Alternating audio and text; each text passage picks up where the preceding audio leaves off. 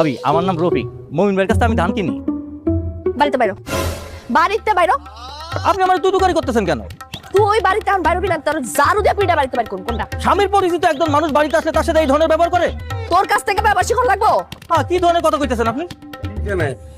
রফিক ভাই, আপনি কোন শুনেছেন? ভাই আপনি আমার লগে কোনো কথা করেন না তো ভাই, আপনার সাথে আমার ব্যবসা বন্ধ। আজ থেকে আপনার কাছে আমার ধান কেনা বন্ধ, আমি অন্য মানুষের কাছে ধান কিনবো। আরে এটা কেমন কথা রফিক ভাই? তুই আর কি কইছস? কি কইছস আরে?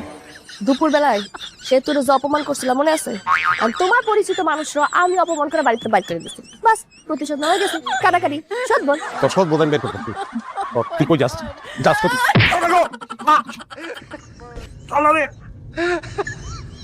রক্ত বাইর করে বানাইছস?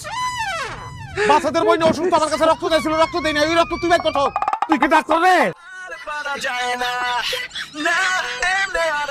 আবার কিন্তু নাকটা কিন্তু অন্য রক্ত পড়তাছে।